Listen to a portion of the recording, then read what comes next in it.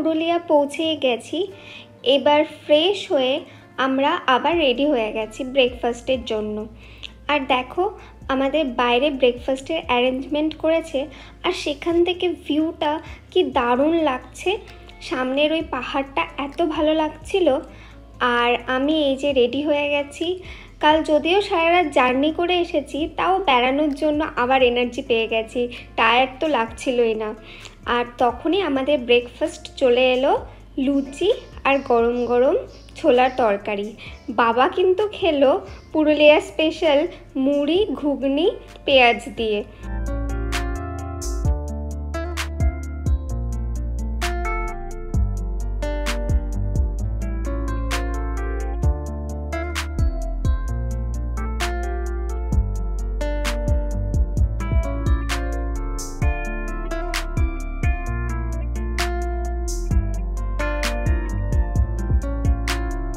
একটা omelette order করেছি, সেটাও চলে এসেছে। এখন ব্রেকফাস্ট সেরে আমরা বেরিয়ে পড়ছি। আজকে আমরা দেখব হচ্ছে অযোধ্যার সাইট সিন। তো চলো আমাদের সঙ্গে তোমাদেরও নিয়ে যাই।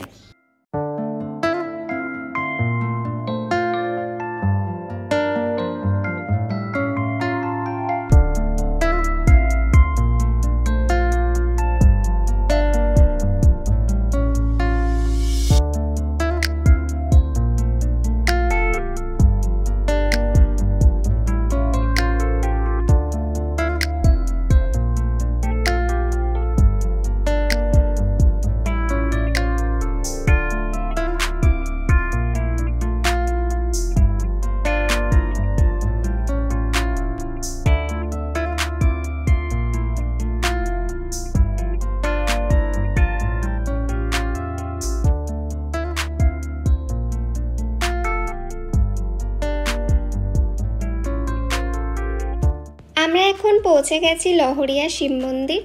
গাড়িতে করে আমাদের হোটেল থেকে এই মন্দিরে আসতে 15 মিনিট লাগলো।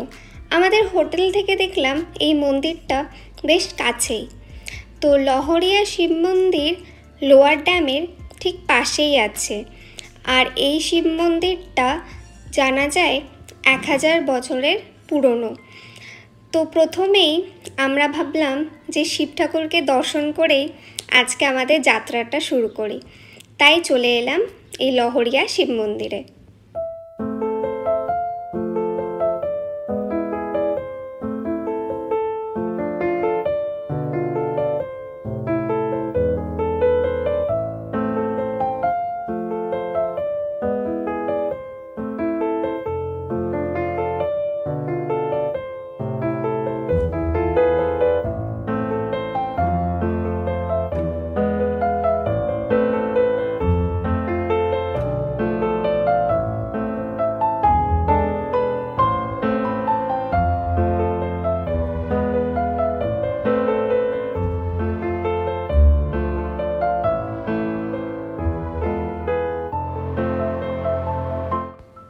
মন্দির দেখা হয়ে গেলে আমরা পাশের স্নানঘাটটায় এলাম।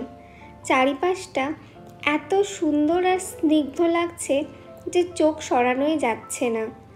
আর তার সঙ্গে দিচ্ছে ঠান্ডা হাওয়া। খুব ভালো লাগছে এখানে দাঁড়িয়ে থাকতে।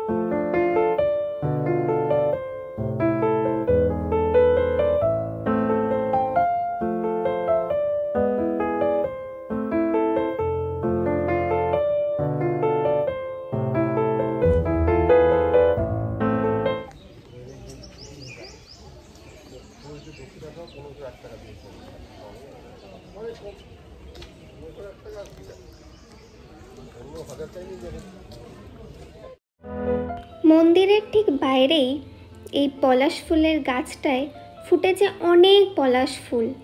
আমি দেখে আর নিজেকে থামাতে পারলাম না, ভাবলাম ছুটে যাই ওই গাছটার নিচে, আর তাই গেলামও।